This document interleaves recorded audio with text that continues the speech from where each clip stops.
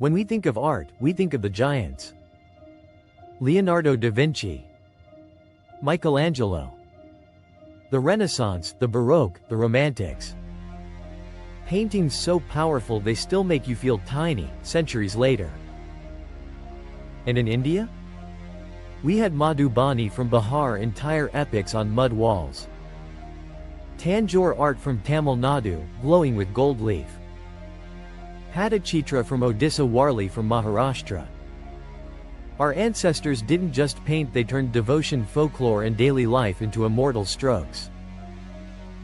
Quick note before we go further. This video is about painting and visual art only. Architecture, music and literature are vast worlds on their own, and I'll cover them separately. Now, here's where I'll surprise you. In the last 100 to 150 years, we've had Cubism, Surrealism, Abstract Expressionism, modern art, and with them came the critics. They say this isn't skill, it's nonsense scribbling. They complain that modern art has no soul, no story, just confusion. And the harshest one, it's proof that culture itself is collapsing, turning degenerate. And you know what, I partly agree. I am not a fan of a policewoman squatting in a washroom being passed off as art, or a banana taped to a wall selling for millions. And drip painting splashed randomly on canvas, sorry, that doesn't move me. But here's the catch: by laughing at those, we are ignoring the incredible new genres that have emerged. Take graphic design. The I Love NY logo, 3 letters and a heart, became one of the most powerful pieces of branding in history. Shepard Fairey's Hope poster became the visual of an entire political movement. And in India, the Amul ads, witty, colorful, instantly recognizable, have been our pop art diary for decades. Street art, graffiti. Banksy painted a little girl letting go of a heart-shaped balloon. Today, it's one of the most famous images of our century. Entire neighborhoods like Lodi Colony in Delhi have been transformed into open-air galleries. Mumbai's Mahim Causeway murals, from dull walls to cultural landmarks. That's not vandalism, that's art speaking to the street. Video game art.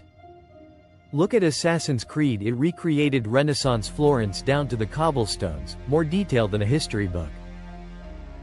Red Dead Redemption 2 sunsets weather wildlife so lifelike you forget it's pixels. Hogwarts Legacy gave millions of people their own wand, their own castle to explore. This is not just games. This is the art of world building on a canvas bigger than any museum. Manga and anime. Japanese manga, One Piece, Naruto, Attack on Titan, entire generations grew up on these epics drawn in ink. Anime films like Spirited Away are considered masterpieces globally. And India has our own visual storytelling legacy. Amar Chitra Katha, not modern in age, but modern in spirit, retelling myths and legends through panels and color. Comic-Con and fan art. Every year millions flock to Comic-Cons around the world. What started as geek culture is now a celebration of modern mythology. Fan art, whether it's Iron Man, Deadpool or anime mashups, is contemporary folk art. Villagers once painted epics on walls, today fans paint multiverses on Instagram. Film concept art. Before Jurassic Park roared on screen, it was a sketch on an artist's desk. Before Christopher Nolan's Gotham or Spielberg's Dinosaurs, there were concept paintings. Star Wars, Lord of the Rings, Bahubali all began as sheets of paper covered in art. Movies are moving museums, and concept artists are the Michelangelos of cinema. Virtual and augmented reality art. The canvas is no longer flat today. Artists build worlds you can walk into. VR galleries, AR projections on monuments, digital light shows at festivals. Technology has become the new brushstroke. In India, the Kochi Biennale has already dabbled in immersive digital installations. Tomorrow's masterpiece might be one you experience in a headset, not a frame. So here's the point: yes, some modern art is nonsense. I'm not defending every banana on a wall. But don't let the circus distract you. Behind it, new genres of art are exploding. graphic design, street murals, video game worlds, manga, fan art, concept art, VR and AR. And like always, critics mock them, call them trash, say culture is dying. History repeats. Michelangelo was called vulgar. Madhubani was ignored as folk craft. Today they're untouchable.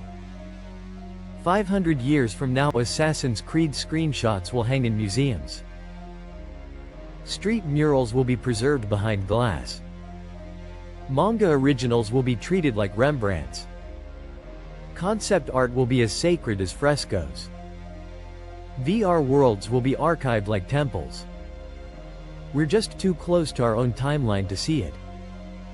So in defense of contemporary art, I'm not here to glorify everything. But I refuse to let masterpieces slip through our fingers just because we're busy laughing at bananas. If this video made you rethink modern art, don't be the critic who calls everything trash. Hit like, drop your take in the comments, share it with your WhatsApp group, and of course subscribe for more truth bombs.